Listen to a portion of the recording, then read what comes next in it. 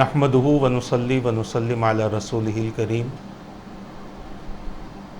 اما بعد فاعوذ باللہ من الشیطان الرجیم بسم اللہ الرحمن الرحیم یا ایہا الذین آمنوا اتقوا اللہ حق تقاتہ ولا تموتن الا وانتم مسلمون آمنت باللہ صدق اللہ العظیم وصدق رسولہ النبی الامین المختار الکریم وَنَحْنُ عَلَى ذَلِكَ لَمِنَ الشَّاهِدِينَ وَالشَّاكِرِينَ وَالْحَمْدُ لِلَّهِ رَبِّ الْعَالَمِينَ اللہم صلی وسلم وبارک علی سیدنا و مولانا محمد وعلی آلہ واصحابہ وبارک وسلم صلاۃ و سلاما دائما علیک وعلی آلک واصحابک یا رسول اللہ صلی اللہ تعالی علیہ وسلم۔ عزیزان ملت اسلامیہ، محترم ناظرین و سامعین کرام، قرآن کریم کے چوتھے پارے کے دوسرے رکوع کی پہلی آیت مبارکہ کو تلاوت کرنے کا میں نے شرف حاصل کیا، جس کا تعلق ہمارے سلسلہ وار عنوان سے ہے، یعنی تقوی سے۔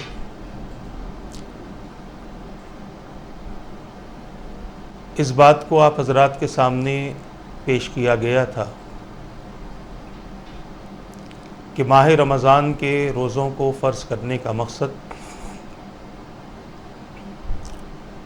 ایمان والوں کے اندر ان روزوں کے ذریعے تقوی پیدا کرنا ہے۔ تقوی کسے کہتے ہیں؟ اکابرین کرام نے اس کا کیا خلاصہ فرمایا، اس حوالے سے اب تک 2 نشستیں ہو چکی ہیں،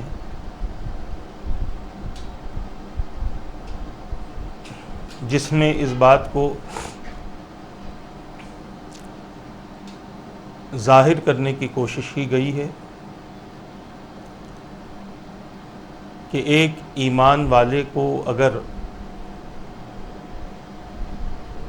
اپنے بارے میں یہ جاننا ہے کہ میرے اندر تقوی ہے یا نہیں، تو پھر اسے اس بات کی طرف توجہ کر لینا بھی ضروری ہے کہ کیا ہم اللہ تبارک و تعالیٰ کے احکامات پر عمل کرتے ہیں، جن چیزوں سے اللہ تبارک و تعالیٰ نے منع فرمایا کیا ہم اس سے رکتے ہیں، اللہ کے رسول صلی اللہ تعالیٰ علیہ وسلم کی اطاعت کتنی ہے، اور اللہ تبارک و تعالیٰ کی فرما برداری کے ذریعے ہم اپنے رب کو کتنا راضی کرتے ہیں۔ ہر انسان اپنے اپنے طور پر اپنے آپ کو چیک کر لے، اپنے بارے میں غور و فکر کر لے۔ اس سے پہلے بھی عرض کیا گیا تھا کہ اللہ تبارک و تعالیٰ کو اپنے بندوں کے ایمان کے بعد بندوں کا تقوی بے حد پسند ہے۔ جو بندہ تقوی کی راہ اختیار کرتا ہے، یعنی اپنے آپ کو اللہ تبارک و تعالیٰ کی محبت میں، اللہ کی اطاعت میں مصروف کر دیتا ہے، اپنے آپ کو گناہوں سے روکے رکھتا ہے، تو یقیناً اللہ تبارک و تعالیٰ ایسے بندے سے محبت فرماتا ہے۔ صرف کلمہ پڑھ لینا یہ ہمارے لیے کافی نہیں، ہماری آخرت کے لیے کافی نہیں ہے۔ یہ بہت بڑی بات ہے کہ بندہ کلمہ پڑھ لیتا ہے اور اللہ کی توحید کا اقرار کرتا ہے اور حضور کی رسالت کا اقرار کرتا ہے، مگر اس کے علاوہ وہ احکامات جن کا کرنا ضروری ہے، اگر بندہ ان سے اپنے آپ کو سبکدوش کر لے اور اپنے آپ کو دور کر لے تو یقیناً کلمہ پڑھنا تو کام آئے گا، مگر اعمال نہ کرنے کے سبب گناہگاروں کے لیے جو عذاب تیار کیا گیا ہے بندے کو اس میں بھی ڈالا جائے گا، اور جب تک اللہ تبارک و تعالیٰ کی مرضی رہے گی بندہ جہنم کے عذاب میں گرفتار رہے گا۔ اسی لیے جہنم سے بچنا ہو تو اللہ کا تقوی اختیار کرنا ضروری ہے، عذاب سے اپنے آپ کو محفوظ رکھنا ہو تو اللہ تبارک و تعالیٰ نے جن چیزوں سے منع فرمایا ان چیزوں سے رکنا ضروری ہے۔ اگر ہم یہ سمجھتے ہیں کہ صرف ایمان لانے کے بعد نماز، روزہ، زکوٰۃ و حج رسمی طور پر ہم کر لیں اور اس سے ملنے والے فائدے ہم نہ اٹھائیں تو ممکن ہے کہ یہ اعمال دنیا ہی میں بندے کے لیے شہرت کا، تکبر کا، فخر کا ذریعہ بن جائیں گے، اور آخرت میں بندہ اللہ تبارک و تعالیٰ کی بارگاہ سے ثواب سے محروم ہو جائے گا۔ اللہ تبارک و تعالیٰ نے قرآن مقدس میں اسی لیے اپنے بندوں کو جا بجا اس بات کا حکم دیا کہ اپنے اندر تقوی پیدا کرو۔ جن بندوں نے اس راستے کو اپنایا اور متقین ہوئے، اللہ تبارک و تعالیٰ کی محبت سے سرفراز کیے گئے، اور یہ بات مسلم ہے کہ جن کو اللہ تبارک و تعالیٰ اپنا محبوب رکھتا ہے قیامت تک اس بندے کے لیے اللہ تبارک و تعالیٰ کی طرف سے یہ اعلان کر دیا جاتا ہے کہ یہ میرا بندہ ہے اور یہ میرا محبوب ہے۔ اس کی محبت کے چرچے آسمانوں میں بھی ہوتے ہیں، زمینوں میں بھی ہوتے ہیں۔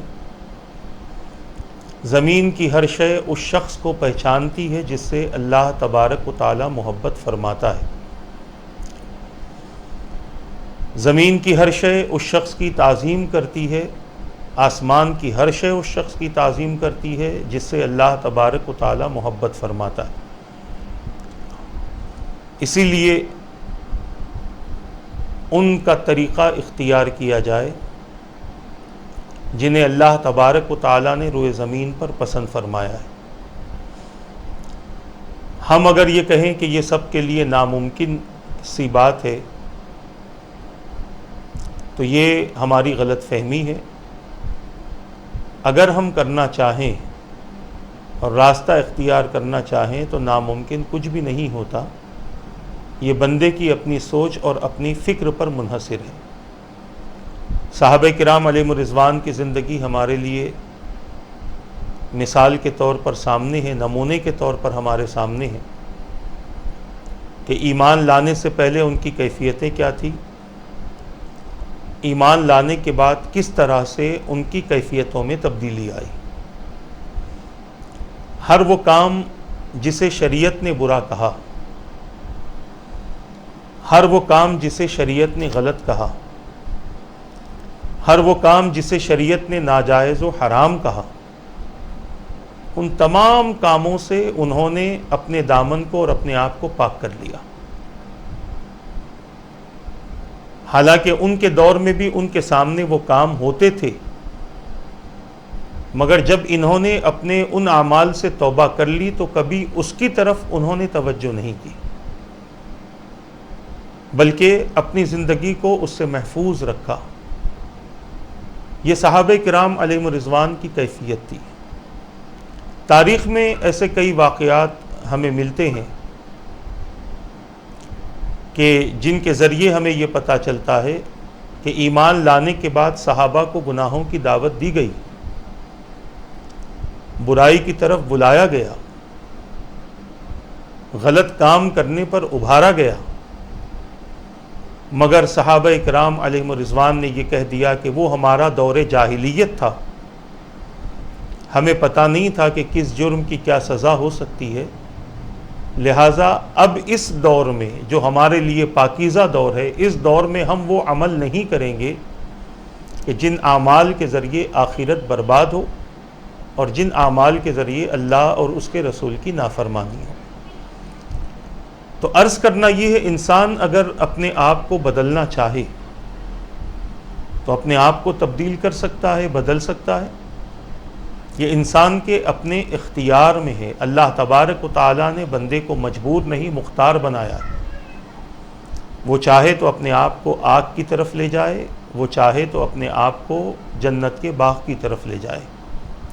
یہ اس کی اپنی ذات پر ڈیپینڈ کرتا ہے، اس کی اپنی سوچ پر یہ بات ڈیپینڈ کرتی ہے، جیسے وہ چاہے وہ اپنے طور پر اپنی زندگی گزار لیں۔ میرے پیارے آقا صلی اللہ تعالی علیہ وسلم کے پیارے دیوانوں، آج ہماری زندگی میں جو ہمیں ضرورت ہے، ایک تو ایمان کی، ایمان پر ثابت قدمی اور استقامت کی، اور دوسری چیز جو ہماری زندگی میں ضرورت ہے وہ ہے تقوی کی۔ یہ دونوں چیزیں جس بندے کے اندر ہوں گی، اللہ تبارک و تعالیٰ کا وہ محبوب و مقرب رہے گا۔ جب تک انسان کے اندر تقوی نہ ہو، اس کے اندر اعمال صالحہ کے جذبے بھی نہیں ہوتے، نیک عمل کرنے کا جذبہ اور شوق بھی پیدا نہیں ہوتا۔ یہ اس وقت تک کی بات ہے جب تک بندے کے اندر تقوی نہ ہو، اور جب بندے کے اندر تقوی آ جاتا ہے تو بندہ اپنے عمل کو عمل صالح بھی کرتا ہے، اور ساتھ ہی ساتھ اس عمل صالح کے ذریعے اپنی زندگی کو اور اپنی آخرت کو بہتر بنانے کی کوشش کرتا ہے۔ آج کی نشست میں جو ہمیں گفتگو کرنا ہے، اس کا تعلق ہے تقوی کی علامتیں کیا ہیں، یعنی یہ کیسے پتہ چلے کہ بندہ خدا سے ڈرتا ہے، اس کی علامتیں کیا ہے۔ ہر چیز کی ایک نشانی ہوتی ہے نا، انسان بہت سارے کام کرتا ہے، اس کام کا اثر اس کے جسم پر ظاہر ہوتا ہے۔ کوئی میکینک ہے تو اس کے کپڑوں پر اس کے کام کا اثر ہوگا، کوئی کلر کرنے والا ہے، کوئی تاجر ہے، کوئی عطر بیچنے والا ہے، کوئی نالیاں صاف کرنے والا ہے۔ غرض کہ انسان جس طریقے کا اس کا اپنا مرتبہ، اس کا اپنا عہدہ ہوتا ہے، اس عہدے کے حساب سے اس کے جسم سے اس کا وہ عہدہ ظاہر ہوتا ہے، اس کا وہ کام ظاہر ہوتا ہے۔ اسی طرح جو بندہ متقی ہے، متقین کون ہیں اور متقین کی علامتیں کیا ہیں، ان کی نشانیاں کیا ہیں، اس کے متعلق مکاشفۃ القلوب میں امام غزالی رحمۃ اللہ تعالی علیہ نے حضرت سیدنا فقی ابو اللیث سمرقندی رحمۃ اللہ تعالی علیہ کا ایک قول نقل فرمایا ہے، اور ارشاد فرمایا ہے کہ 7 باتیں ہیں جن سے پتہ چلتا ہے کہ بندہ خدا سے ڈرتا ہے کہ نہیں ڈرتا۔ اب اگر ہماری نظر میں کوئی ایسا ہو جن کو ہم اللہ کا ولی، اللہ کا مقرب، اللہ کا محبوب اور بہت کچھ مان لیتے ہیں، تو ان کے اندر یہ صفتیں موجود ہے یا نہیں، یہ بھی آپ کو دیکھنا ہے، کیونکہ جو چیزیں ان کے اندر موجود نہ ہو، پھر بھی اگر آپ ان کو ایک بڑا عہدہ دے کر ان کو اپنے سروں پر بٹھائے ہوئے ہیں، تو یقیناً آپ کی وجہ سے لوگ بھی دھوکے میں آ جائیں گے کہ بھئی جب آپ کہہ رہے ہیں تو آپ غلط نہیں کہہ رہے ہوں گے۔ اسی لیے اس چیز سے امت کو بچنا ہے کہ ہمارے کسی عمل سے کوئی دھوکے میں نہ آ جائے۔ سب سے پہلے تو یہ بات ذہن میں رکھ لیں کہ ایک ہے لباس التقوی، تقوی کا لباس، اور یہ لباس التقوی کیا ہے؟ جو لباس پہنتے ہیں، یہ بعضوں نے فرمایا ہاں یہ لباس بھی، یعنی یہ تقوی کا لباس سے مراد یہ ہے کہ حضور اکرم صلی اللہ تعالی علیہ وسلم کی سنت کے مطابق یہ لباس اختیار کیا جائے۔ دوسرا لباس التقوی یہ ہے، لباس جسم کا ایک پردہ ہوتا ہے، یعنی ہمارے جسم کے اندرونی حصے کو لباس چھپاتا ہے۔ تو اسی طریقے سے تقوی بھی ہمارے آپ کو ہمیں گناہوں سے بچاتا ہے، برائیوں سے بچاتا ہے، اور برائیوں سے بچانے کے لیے تقوی ہمارے لیے ایک لباس کا سبب اور ایک لباس کا کام کرتا ہے۔ تو لہٰذا ایک ہے لباس التقوی یعنی بندے کے عیب ختم ہو جائیں اس تقوی کے ذریعے. یہ اللہ تبارک و تعالیٰ کو ایسا لباس والا، ایسے تقوی والا اللہ تبارک و تعالیٰ کو پسند ہے. دوسری بات ہے کہ بندہ اپنے آپ کو ہر طرح کی کدورتوں سے، ہر طرح کی نافرمانیوں سے، ہر طرح کے ایسے عمل سے جو اس کے ایمان میں نقص کا سبب بنے، عیب کا سبب بنے، اس سے بھی بندہ اپنے آپ کو بچائے. اور یہ اسی وقت ممکن ہے جب بندے کو یہ پتہ چلے کہ جب بندے کے اندر اللہ تبارک و تعالیٰ کا تقوی موجود ہو. بہت سارے لوگ صرف یہ سمجھتے ہیں کہ تقوی کی گفتگو کرنے سے تقوی آتا ہے. یہ گفتگو کرنے سے اللہ کا تقوی نہیں آتا، بلکہ بندے کے عمل کی وجہ سے اللہ کا تقوی آتا ہے. بندہ خلوت میں ہو یا جلوت میں ہو، تنہائی میں ہو، محفل میں ہو، ہر جگہ اس کی زندگی یکساں رہے، ایک جیسی رہے. انشاءاللہ تبارک و تعالی تقوی کے تعلق سے ہم اکابرین کے چند واقعات آپ کے سامنے پیش کریں گے. پھر ہم دیکھیں گے کہ کس مقام پر ان کا تقوی تھا اور وہ کس عروج اور کس کمال پر پہنچے ہوئے تھے. تو میں عرض کر رہا تھا کہ 7 باتیں بیان کی گئی جس سے پتہ چلتا ہے کہ بندے کے اندر تقوی موجود ہے یا نہیں.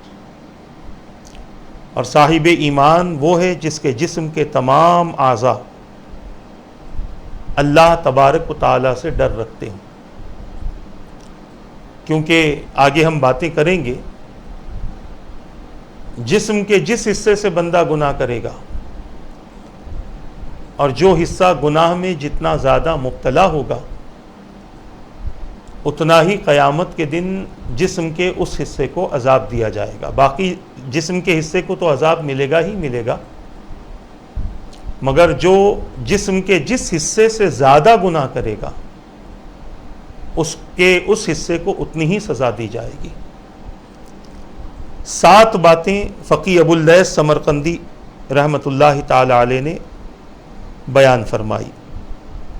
پہلی بات، ارشاد فرمایا کہ اس کی زبان غلط بیانی، غیبت، چغلی، تہمت اور فضول بولنے سے بچی ہو،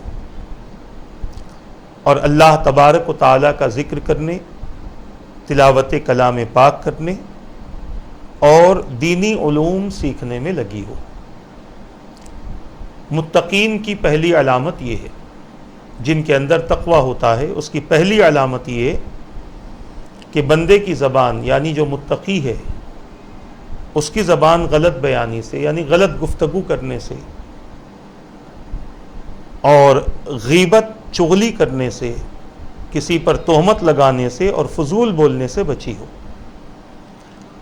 یہ سارے عیوب سے متقی پاک ہو. یعنی وہ شخص جو خدا سے ڈرنے کا دعویٰ کر رہا ہے، اس کی علامت یہ ہے کہ اگر اس کی زبان سے یہ چیزیں جاری ہیں تو آپ سمجھ جانا کہ یہ تقوی کا ڈھونگ کر رہا ہے، اپنے آپ کو شریف بتانے کی کوشش کر رہا ہے، اپنے آپ کو متقی بتانے کی کوشش کر رہا ہے. اگر اس کی زبان غلط بیانی کرتی ہو، یعنی غلط بیانی سے ہم یہ سمجھ لیں کہ جھوٹ بولتی ہو، بیکاری کی وہ گفتگو کرتا ہو، تو وہ اللہ تبارک و تعالیٰ سے ڈرنے والا نہیں ہے. کیونکہ جو بندہ جتنا خدا سے ڈرتا ہے وہ اتنا اپنے آپ کو گفتگو سے محفوظ رکھتا ہے. کیونکہ اسے ڈر ہوتا ہے، زبان ہے، زبان سے کچھ بھی نکل جاتا ہے، بے لگام ہوتی ہے زبان پر لگام نہیں ہوتی. آپ دیکھ لیں جب آپ گفتگو کرنا شروع کرتے ہیں تو انسان جو آیا بول دیتا ہے، جیسے آیا بول دیتا ہے. بہت سارے لوگوں کو آپ نے دیکھا ہوگا، سابقہ پڑھا ہوگا، جب بولنا شروع کرتے ہیں تو رکتے نہیں ہیں. اور کبھی کبھی ایسے افراد حدیث کو اللہ کا کلام کہہ دیتے ہیں، اللہ کے کلام کو حدیث کہہ دیتے ہیں، اور جو منہ میں آیا وہ گفتگو کر لیتے ہیں تاکہ سامنے والا یہ سمجھے کہ سامنے والا بڑا علم والا ہے. اسی لیے تو اس کی زبان سے اس قدر الفاظ نکل رہے ہیں اور اس قسم کی گفتگو نکل رہی ہے. اگر اس کے بولنے میں جھوٹ ہوا تو آپ کی نظر میں وہ کتنا ہی بڑا کیوں نہ ہو، اللہ کے یہاں اس پر لعنت نازل ہوتی ہے، کیونکہ لعنت اللہ علی الکاذبین رب نے فرمایا. جھوٹ بولنے والے پر اللہ تبارک و تعالیٰ کی لعنت ہوتی ہے. اس کو میں زیادہ تفصیل میں نہیں لے جاؤں گا، بس آج یہ 7 علامتیں آپ حضرات کے سامنے مجھے پیش کرنی ہیں. اب اس کے بعد اگر وہ غیبت کرتا ہے، غیبت بھی زبان ہی سے ہوتی ہے. کسی کے بارے میں برا کہہ دینا، کسی کے بارے میں غلط بیانی کر دینا، یا کسی کے اندر کوئی عیب ہے اس پر پردہ ڈالنے کے بجائے اس عیب کو لوگوں کے سامنے ظاہر کر دینا کہ جس کی وجہ سے سامنے والے کو تکلیف ہو، یہ غیبت ہے. آج غیبتوں کا دورہ بھی بہت ہے. کہیں پر بھی چند لوگ بیٹھ جائیں، کسی نہ کسی کی غیبت ہوتی ہے. اور اگر کسی ایک کی زبان سے کسی کی غیبت نکل گئی تو یہ بات سارے معاشرے میں پھیلنا شروع ہو جاتی ہے، اور پھر جس کے تعلق سے غیبت کی گئی ہے وہ بندہ بڑا شرمندہ ہوتا ہے، اور پھر لوگوں کے سامنے آنے سے وہ شرماتا ہے.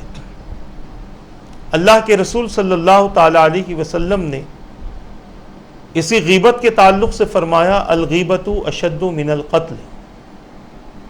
کہیں فرمایا غیبت قتل سے بدترین جرم ہے، کہیں فرمایا غیبت زنا سے بدترین جرم ہے. کسی کا قتل کر دینا، کسی کو ختم کر دینا، غیبت کے ذریعے یہی تو ہوتا ہے.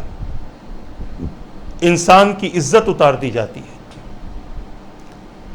اور اسی طرح اسی غیبت کے ذریعے انسان کو بے پردہ کر دیا جاتا ہے. زنا کا بھی مسئلہ وہی ہوتا ہے. تو لہٰذا عرض کرنا یہ ہے کہ اس کی زبان غیبت سے بھی پاک رہے، اس کی زبان چغلی سے بھی پاک رہے. چغلی کہتے ہیں، غیبت اور چغلی میں فرق یہ ہے کہ کسی کے اندر کوئی عیب ہو نہ ہو آپ اس کی برائی لوگوں کے سامنے بیان کریں. چغلی یہ ہے کہ اگر آپ کے سامنے کسی نے کوئی بات کہی ہے آپ اسے دوسروں تک پہنچا دیں، اس کو چغلی کہتے ہیں. ارے فلاں ایسے کہہ رہا تھا، تو یہ چغلی ہے، اور یہ بھی اللہ کے نزدیک بہت بڑا جرم ہے. اسی طرح زبان کو فضول بولنے سے بچایا جائے. غیر ضروری زبان پر گفتگو کا ایک سمندر جاری نہ کر دیا جائے، بلکہ اپنی زبان کو اپنے قابو میں رکھنے کی کوشش کی جائے. اللہ کے رسول صلی اللہ تعالی علیہ وسلم نے جب زبان کھولنے کا حکم دیا تو ارشاد فرمایا من کان یؤمن باللہ والیوم الآخر فلیقل خیرا او لیصمت، او کما قال، کہ جو اللہ پر اور آخرت پر ایمان رکھتا ہے اسے چاہیے کہ جب بات کرے اچھی بات کرے، ورنہ خاموشی اختیار کر لے. یہ ایک بندے کے لیے، ایک امتی کے لیے لازمی اور ضروری ہے، کیونکہ جب بندہ خیر کی باتیں اپنی زبان سے کرے گا تو اس کا ثواب بھی ملے گا، سننے والے کے لیے ان کے اندر عمل کا جذبہ بھی پیدا ہوگا. اور اگر کوئی بندہ بیکاری کی بات کرتا ہے تو پھر اس سے انسان گناہگار ہوگا. اسی لیے اللہ کے رسول صلی اللہ تعالی علیہ وسلم نے ارشاد فرمایا، جس حدیث مبارکہ کا مفہوم یہ کہ بندہ جب صبح کرتا ہے تو اس کے جسم کے تمام اعضاء اس بندے کے سامنے حاضر ہوتے ہیں، اس کی زبان کے سامنے، اور زبان سے کہتے ہیں کہ اے زبان تو اگر سیدھی رہی تو ہم بھی سیدھے رہیں گے، اور تو اگر بگڑ گئی تو تیری وجہ سے ہمیں بھی نقصان ہوگا. یہ روزانہ کا معمول ہوتا ہے جسم کے اعضاء کا زبان کے سامنے، اور یہی زبان ہے کہ جس کی تیزی کل قیامت کے دن بھی ظاہر ہوگی. اللہ تبارک و تعالی نے قرآن مقدس میں اس کا ذکر بھی فرما دیا ہے یوم تشہد علیہم السنتہم وایدیہم وارجلہم بما کانوا یکسبون بما کانوا یعملون او کما قال۔ قیامت کے دن انسان کی زبان، اس کے ہاتھ، اس کے پیر اللہ کی بارگاہ میں گواہی دیں گے کہ وہ کیا کرتے تھے۔ اور بعضوں کی زبان تو یہ بھی ہوگی کہ قیامت کے دن فرشتوں کا لکھا ہوا بھی جھٹلا دے گی، کہے گی میں نے یہ کیا ہی نہیں تھا، میں نے ایسا کیا ہی نہیں تھا۔ تو اللہ تبارک و تعالی سورہ یاسین میں فرماتا ہے الیوم نختم علی افواہہم وتکلمنا ایدیہم وتشہد ارجلہم بما کانوا یکسبون، کہ آج ہم ان کے منہ پر مہر لگا دیں گے، سیل کر دیں گے، ان کے ہاتھ اور ان کے پیر ہم سے بات کریں گے جو وہ کرتے تھے۔ جسم کے بے شمار اعضاء، جسم کے کئی اعضاء کل اللہ تبارک و تعالیٰ کی بارگاہ میں گواہی دیں گے۔ ان السمع والبصر والفؤاد کل اولئک کان عنہ مسئولا۔ زبان اگر اپنے کیے کا انکار کرے گی تو اللہ تبارک و تعالیٰ نے بتا دیا، فرما دیا کہ تمہارے کان، تمہاری آنکھ اور تمہارے دل اللہ کی بارگاہ میں جواب دہ ہوں گے۔ اب آپ اور ہم اندازہ کر لیں کہ اس زبان کی کیا آفتیں ہیں اور اس زبان کی کیا مصیبتیں ہیں۔ اس کو قرآن و حدیث کی روشنی میں سمجھنے کی ضرورت ہے۔ میرا موضوع یہ نہیں ہے، ورنہ تفصیلی طور پر ہم اس حوالے سے گفتگو کرتے۔ اپنی زبان کو غیبت سے، جھوٹ سے، چغلی سے، تہمت سے، فضول باتوں سے خالی رکھنا یہ تقوی کی علامت ہے۔ اور پھر کیا کرے بندہ؟ اس زبان کو اللہ کے ذکر میں مصروف کر دے، تلاوت قرآن میں مصروف کر دے، دینی علوم سیکھنے اور سکھانے میں مصروف کر دے۔ کیونکہ جب زبان کو کوئی کام نہیں ہوتا تبھی تو وہ بکواس کرتی ہے۔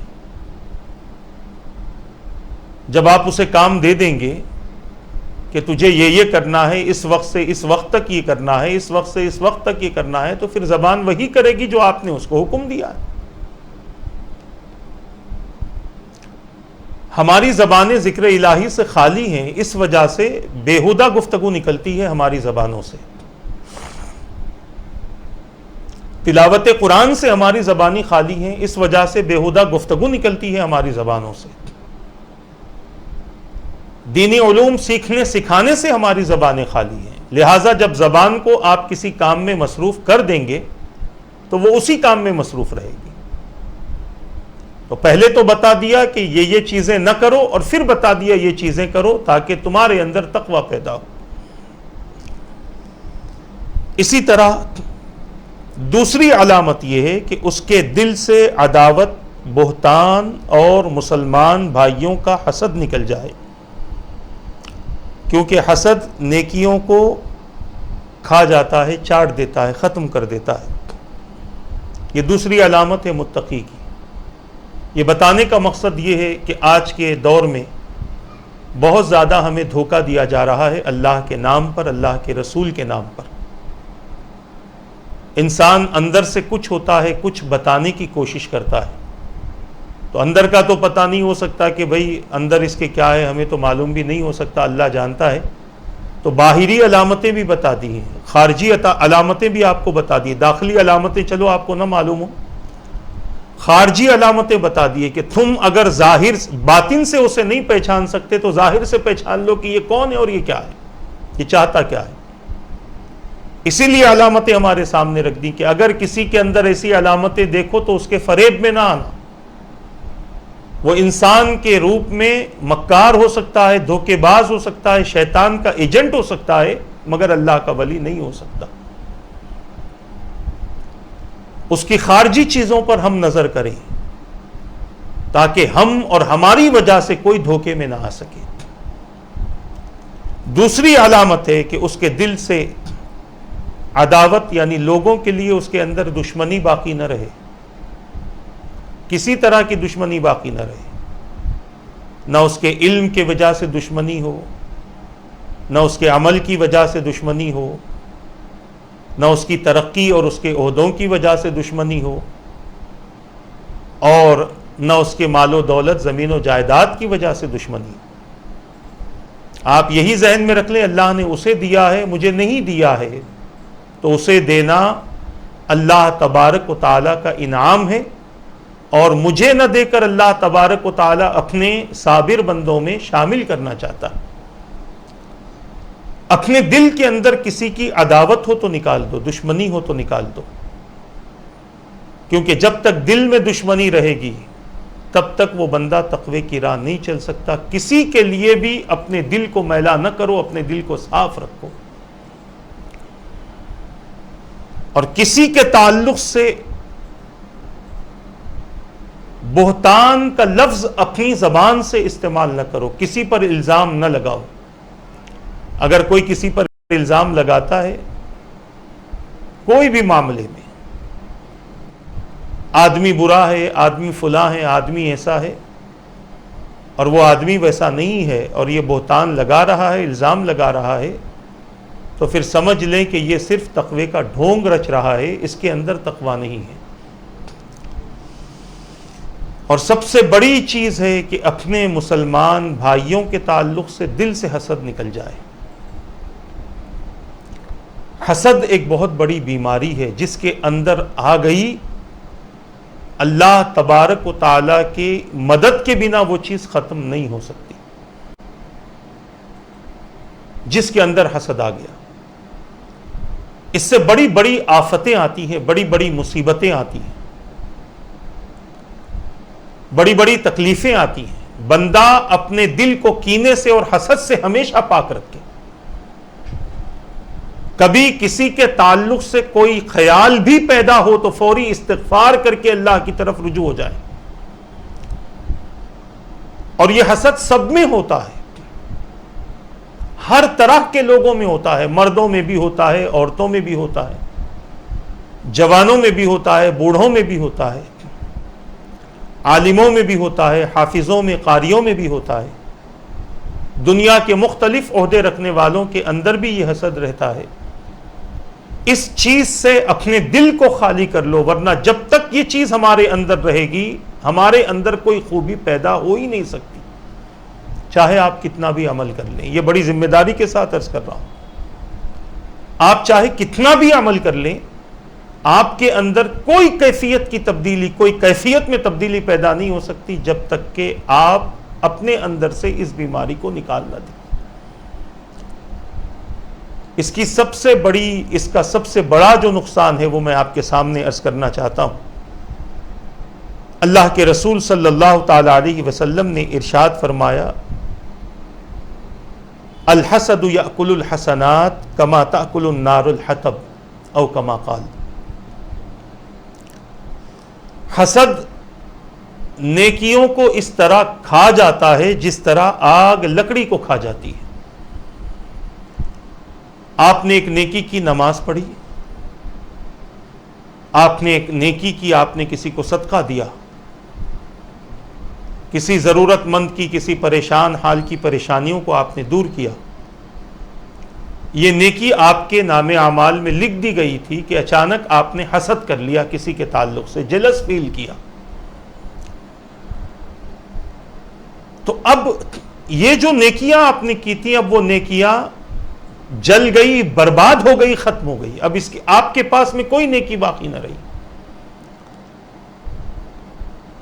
آپ کو یہ محسوس ہوگا کہ میں نے تو اتنی نیکیاں کی ہیں، مگر ان اعمال کو بھی اپنے مد نظر رکھو جن اعمال سے یہ نیکیاں برباد ہوتی ہیں، تباہ ہوتی ہیں۔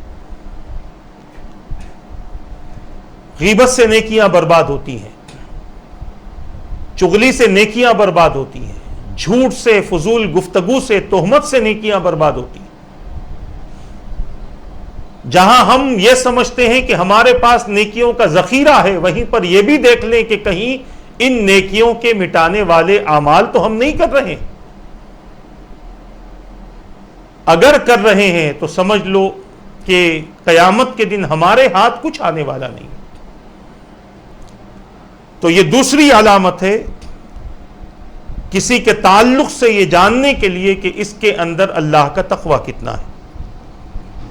ہر چیز ایک تفصیل طلب ہے. انشاءاللہ کبھی موقع بنیں گے تو ہر چیز کے تعلق سے آپ کے سامنے مختلف باتیں انشاءاللہ پیش کرنے کی سعادت حاصل کی جائے گی.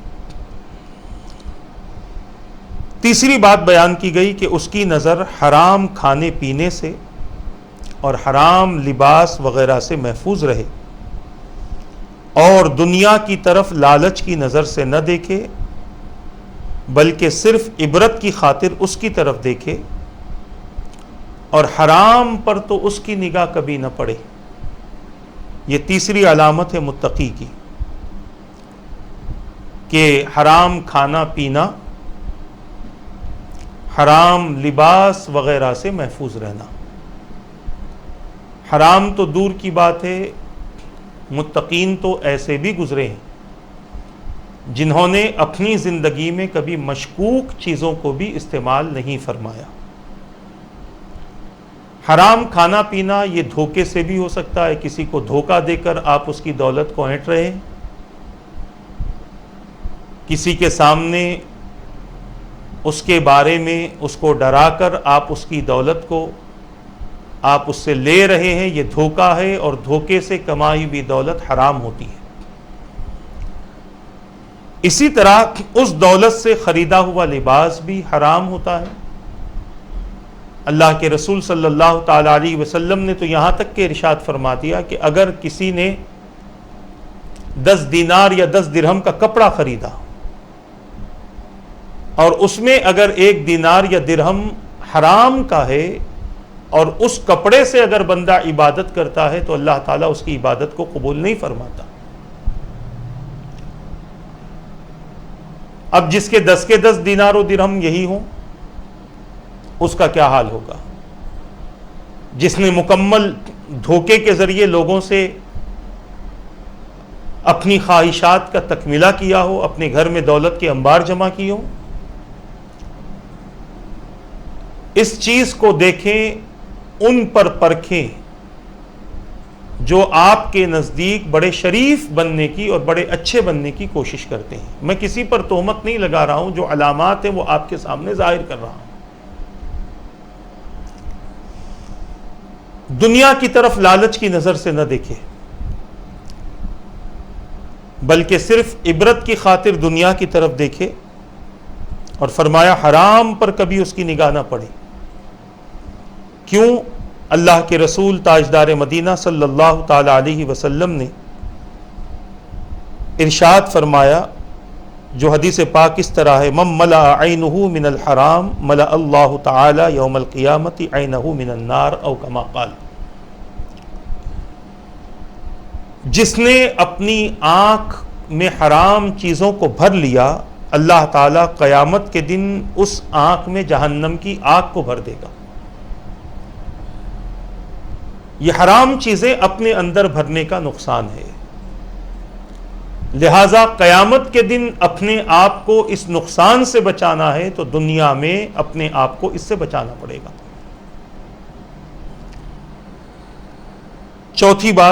چوتھی علامت متقین کی یہ ہے کہ اس کے پیٹ میں حرام غذا نہ جائے، کیونکہ یہ بہت بڑا گناہ ہے. اس کی وجہ سے بندہ عبادتوں کی لذتوں سے بھی محروم ہو جاتا ہے. مجھے جہاں تک یاد ہے، حضرت سیدنا انس ابن مالک رضی اللہ تعالیٰ عنہ حضور اکرم صلی اللہ تعالیٰ علیہ وسلم کی خدمت بابرکت میں حاضر ہوئے. عرض کرنے لگے، یا رسول اللہ صلی اللہ تعالیٰ علیہ وسلم، میں مستجاب الدعوات بننا چاہتا ہوں، کوئی ایسا عمل بتا دیں کہ جس کی وجہ سے میں جب بھی جو بھی دعا مانگوں اللہ تعالیٰ قبول فرما لے. اللہ کے رسول صلی اللہ تعالیٰ علیہ وسلم نے ارشاد فرمایا، اپنی معیشت کو حرام سے پاک رکھو، کیونکہ جس انسان کی پیٹ میں حرام کا ایک لقمہ چلا جاتا ہے 40 دن تک اللہ تبارک و تعالیٰ کی بارگاہ میں اس کی دعا قبول نہیں ہوتی. جس کے پیٹ میں حرام کا ایک لقمہ چلا جائے، اور جس کے اکثر لقمے ہی حرام کے ہوں، تو پھر اس بندے کی دعا کہاں پر قبول ہوگی؟ اللہ تبارک و تعالی ہم سب کی اس سے حفاظت فرمائے. اسی حوالے سے حضور اکرم صلی اللہ تعالی علیہ وسلم کا ایک فرمان ہے، بنی آدم کے پیٹ میں جب حرام کا لقمہ پڑتا ہے تو زمین و آسمان کا ہر فرشتہ اس پر لعنت کرے گا جب تک کہ وہ لقمہ اس کے پیٹ میں رہے گا، اور اگر اسی حالت میں وہ مرے گا تو اس کا ٹھکانہ جہنم ہوگا۔ یہ رسول اکرم صلی اللہ تعالی علیہ وسلم کا فرمان ہے ان لوگوں کے لیے جو اپنے پیٹ میں حرام لقمے بھرتے رہتے ہیں، اللہ تعالی حفاظت فرمائے۔ پانچویں علامت یہ ہے کہ حرام چیز کی طرف دست دراز نہ کرے، اپنے ہاتھ کو حرام کاموں کے لیے استعمال کرنے کے لیے آگے نہ بڑھائے، اور جہاں تک ہو سکے اس کا ہاتھ اللہ تبارک و تعالیٰ کی اطاعت میں مصروف رہے، حرام چیزوں کی طرف اس کا ہاتھ آگے نہ بڑھے۔ حضرت کعب ابن احبار رضی اللہ تعالیٰ عنہ سے روایت ہے، اللہ تعالیٰ نے سبز موتی کا محل پیدا فرمایا ہے، اس میں 70,000 گھر ہیں اور ہر گھر میں 70,000 کمرے ہیں، اس میں وہی داخل ہوگا جس کے سامنے حرام پیش کیا جائے اور وہ صرف خوف الہی کی وجہ سے اسے چھوڑ دے۔ اس حرام کا تعلق غذا سے بھی ہو سکتا ہے، اس حرام کا تعلق اپنی نفس کی خواہشات کی تکمیل کے لیے بھی ہو سکتا ہے۔ جسے اس بات کا علم ہو کہ میرے سامنے جو چیز پیش کی جا رہی ہے وہ میرے لیے جائز نہیں ہے، حالانکہ وہ کتنی ہی پسند اسے کیوں نہ ہو، اگر وہ چھوڑ دے گا تو اس کے اندر تقوی بھی پیدا ہوگا، اور ساتھ ہی ساتھ اللہ تبارک و تعالی 70,000 گھر اور 70,000 کمرے والا موتی کا محل اس بندے کو عطا فرمائے گا۔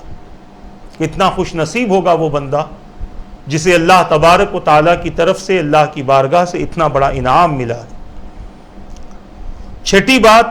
چھٹی علامت متقی کی یہ ہے کہ اس کا قدم اللہ تبارک و تعالیٰ کی نافرمانی میں نہ چلے، بلکہ صرف اس کی اطاعت و خوشنودی میں اپنے نیکیوں کی طرف حرکت کرے۔ یعنی متقی کی ایک علامت یہ بھی ہوتی ہے کہ وہ برائی کی طرف نہیں جاتا، غلط کاموں کی طرف اپنا قدم نہیں اٹھاتا، اور کبھی اٹھ بھی جاتے ہیں تو اللہ تبارک و تعالیٰ کی بارگاہ میں وہ رجوع ہو جاتا ہے، توبہ و استغفار کر لیتا ہے اور اپنے آپ کے لیے دائمی معافی مانگ لیتا ہے۔ یہ اس شخص کی علامت ہے جس کو اللہ تبارک و تعالیٰ نے تقویٰ دیا، یا اس شخص کی علامت ہے جس کے بارے میں ہم یہ جانتے ہیں کہ یہ متقی ہے۔ اگر یہ صفت اس کے اندر ہے کہ وہ برائی کی طرف نہیں جاتا، غلط چیزوں کی طرف قدم نہیں اٹھاتا، غلط کاموں کو پسند نہیں کرتا، نہ ان کی محفلوں کو آباد کرتا ہے، نہ ان کی صحبتوں میں بیٹھتا ہے، نہ ان کی خواہشات کو وہ پورا کرتا ہے، نہ ان کے بلانے پر وہ ان کی طرف جانے کی کوشش کرتا ہے، یہ سب کچھ اس شخص کی علامت ہے جو متقی ہے، کیونکہ اسے اس بات کا علم ہے کہ میں ایسے لوگوں کے پاس اگر جاؤں گا کہ جو دنیا دار ہیں تو وہاں پر صرف دنیا کی گفتگو ہوگی، اور جتنی دیر دنیا کی گفتگو ہوتی رہے گی اتنی دیر میں نہ جانے کتنوں کے گناہ ہماری ذمہ داری اور ہمارے سر پر آ جائیں گے۔ کسی کی غیبت سننی پڑے گی، کسی کے تعلق سے زبان کھل گئی اور غلط الفاظ نکل گئے تو اس کی بھی پکڑ ہوگی، بہت ساری باتیں وہ سوچتا، اسی لیے وہ گناہ کی طرف قدم نہیں بڑھاتا، اور اگر بڑھ بھی جاتا ہے تو پھر اللہ تبارک و تعالی اس کے تقوی کی وجہ سے، اس کی نیک نیتی کی وجہ سے اپنے اس بندے کی حفاظت فرماتا ہے، تاکہ بندے رب کی قدرت کا کرشمہ بھی دیکھ لیں کہ جو اس کی راہ میں رہتے ہیں اللہ تعالیٰ ان کو بھٹکنے سے، بہکنے سے محفوظ فرماتا ہے۔ مگر جو صرف لوگوں کے سامنے اپنی ان چیزوں کو ظاہر کرنے کے لیے صرف یہ ڈھونگ کر رہا ہے، تو اب اگر اس کے اندر یہ علامت پائی جا رہی ہے تو آپ سمجھ جانا کہ اس کے اندر اللہ تبارک و تعالیٰ کا تقوی موجود نہیں ہے۔ اب اس کے بعد 7ویں بات بیان کی گئی، عبادت و مجاہدہ۔ انسان کو چاہیے کہ خالص اللہ تعالیٰ کے لیے عبادت کرے، ریاکاری و منافقت سے بچتا رہے۔ اگر اس نے ایسا کیا تو اللہ تبارک و تعالی ان کو ان لوگوں میں شامل فرما لے گا جن کے بارے میں فرمایا وَالْآخِرَةُ عِنْدَ رَبِّكَ لِلْمُتَّقِينَ، اور آپ کے رب کے نزدیک آخرت ڈرنے والوں کے لیے ہے۔ متقین کے لیے آخرت ہے، اور آخرت وہ جگہ ہے جہاں پر بندوں کے لیے سکون بھی ہے اور بندوں کے لیے بے چینی اور پریشانی بھی ہے۔ یہ 7ویں علامت ہے عبادت و مجاہدہ، جس کے اندر اللہ تبارک و تعالیٰ کی عبادت کے جذبات ہوں گے، جو فضول کاموں کو چھوڑ کر، فضول چیزوں کو چھوڑ کر اللہ تبارک و تعالیٰ کی عبادت میں مصروف رہیں گے اور شب و روز مجاہدہ کرتے رہیں گے، اپنے آپ کو گناہوں سے بچاتے رہیں گے، اللہ تبارک و تعالیٰ کی رضا کی خاطر اپنے نفس سے لڑتے رہیں گے، نفس کے تقاضوں کو کبھی پورا نہیں کریں گے، قناعت کی، صبر کی، شکر کی، زہد کی زندگی گزاریں گے، تو یقیناً اللہ تبارک و تعالیٰ ایسے بندے کے تقوی کو پسند فرما کر قیامت میں اس کو بہت بڑا اعزاز اور انعام دیا جائے گا۔ قرآن پڑھے تو آپ کو پتا چلے گا متقین کیا فائدے میں رہیں گے قیامت کے دن۔ سورہ محمد صلی اللہ علیہ وسلم جو 26واں پارہ ہے، اس میں اللہ تبارک و تعالیٰ نے متقین کو جو چیزیں انعام کے طور پر دی جائیں گی اس کا ذکر فرمایا۔ مثل الجنۃ التی وعد المتقون فیہا انہار من ماء غیر آسن وانہار من لبن لم یتغیر طعمہ وانہار من خمرۃ لذۃ للشاربین وانہار من عسل مصفى ولہم فیہا من کل الثمرات او کما قال۔ جنت میں متقین کو جو چیزیں دینے کا وعدہ کیا گیا ہے ان میں ایک تو ایسے قسم کا پانی ہوگا جو بدبودار نہیں ہوگا، وانہار من ماء غیر آسن یا غیر آسن، بدبودار پانی نہیں ہوگا، اس میں سے بدبو نہیں آئے گی، اور جنت میں دودھ کی نہریں ہوں گی جس کا مزہ کبھی تبدیل نہیں ہوگا، ہمیشہ ایک جیسا مزہ اس کا رہے گا، اور جنت میں شراب کی نہریں ہوں گی جو پینے والوں کے لیے نشے کا سبب نہیں بلکہ لذت کا سبب بنیں گی، اور جنت میں صاف و شفاف شہد ہوگا جو پینے والوں کے لیے بڑا مزہ دے گا۔ جنت میں میوے بھی ہوں گے، جنت میں بہت ساری چیز ہوگی، اور ہمیشہ اللہ تبارک و تعالی جنتی کو جنت میں رکھے گا، اسے نکالا نہیں جائے گا جنت میں سے۔ اور یہ کس کے لیے ہے؟ یہ متقین کے لیے ہے، جو اللہ تبارک و تعالی کی ذات سے خوف رکھتے ہیں، اللہ سے ڈرتے ہیں، اور اللہ ہی کے لیے ڈرتے ہیں، کسی کے لیے نہیں ڈرتے۔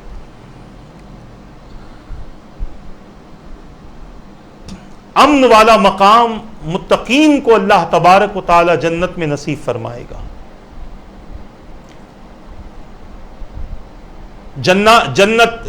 جنت نعیم اللہ تبارک و تعالی نعمت والی جنت اپنے متقین بندوں کو عطا فرمائے گا۔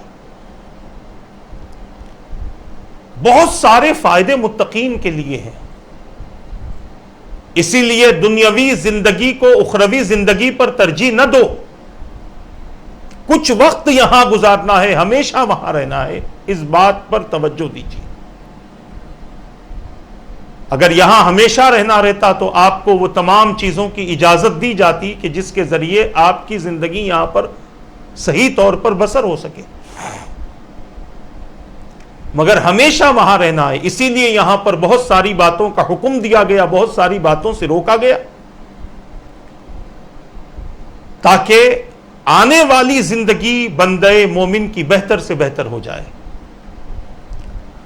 عزیزان ملت اسلامیہ، محترم ناظرین و سامعین کرام، انشاءاللہ اگلی نشست میں اللہ کے کچھ ایسے بندوں کا ہم تذکرہ کریں گے جن کی زندگی خوف و خشیت میں گزری ہے، جو اپنی زندگی کا ایک ایک لمحہ اللہ تبارک و تعالیٰ کے حوالے سے تقوی میں گزارتے تھے۔ اور واقعات کو پیش کرنے کا مقصد یہ ہے کہ کوئی یہ نہ سمجھے یہ صرف قرآنی باتیں ہیں، نہیں، بلکہ لوگوں نے عمل کر کے اپنے آپ کو اس مقام تک پہنچایا بھی ہے، اور بندہ ان کے طریقے پر چل لے تو اپنی زندگی کو اس مقام تک پہنچا بھی سکتا ہے۔ شرط یہ ہے کہ وہ تمام باتیں چھوڑ دی جائے جسے اللہ نے منع کیا ہے، اور وہ تمام باتیں بندہ کرتا رہے جس کے کرنے کا اللہ تبارک و تعالیٰ نے حکم دیا ہے۔ آج کی نشست میں ہم اسی پر اپنی گفتگو کو مکمل کرتے ہیں۔ اللہ تبارک و تعالیٰ سے دعا ہے کہ رب قدیر جو کچھ کہا گیا کہنے میں غلطی ہو تو اپنے حبیب کے صدقے معاف فرما دے، ان باتوں پر مجھے اور ان سب کو عمل کرنے کی توفیق عطا فرما۔ مولا، دنیا میں نیک اعمال کی توفیق عطا فرما، تیرا تقوی عطا فرما دے، تیرے حبیب پاک صلی اللہ تعالیٰ علیہ وسلم کی رضا والی زندگی نصیب فرما دے، اپنے اور اپنے حبیب کے فرمان پر عمل کی توفیق عطا فرما۔ مولا، ہماری زندگیوں میں خوشحالیاں پیدا فرما دے، ہمیں ہر قسم کی تکلیف سے، ہر قسم کی آفات سے، بلیات سے، بیماری سے، پریشانیوں سے، مصیبتوں سے، فتنوں سے محفوظ فرما دے، ہر قسم کے سحر سے، آسیب سے، ملامتوں سے، ہر قسم کے آفات و بلیات سے ہم سب کی حفاظت فرما۔ مولا، اس وبا کو جو ہمارے درمیان پھیلی ہوئی ہے جلد سے جلد ختم فرما دے، عبادتوں کے لیے ہمارے لیے مساجد کے دروازے کھلوا دے۔ اے پروردگار، مساجد میں عبادت کا ہمیں بھی موقع اور ہمیں بھی وقت نصیب فرما دے، اپنی ناراضگی ہم سے ختم فرما دے۔ مولا، ہم سے راضی ہو جا، ہمارے رمضان کے روزوں سے، رمضان کی عبادتوں سے راضی ہو جا، اور اگر یہ نہیں ہو رہے ہیں تو اسے اچھے سے کرنے کی ہمیں توفیق عطا فرما دے۔ جن جن لوگوں نے دعاؤں کے لیے کہا کہتے رہتے ہیں، ان کی دعاؤں کو اور ان کے جائز مقاصد کو پورا فرما برحمتک یا ارحم الراحمین۔ وما علینا الا البلاغ۔ السلام علیکم ورحمۃ اللہ وبرکاتہ۔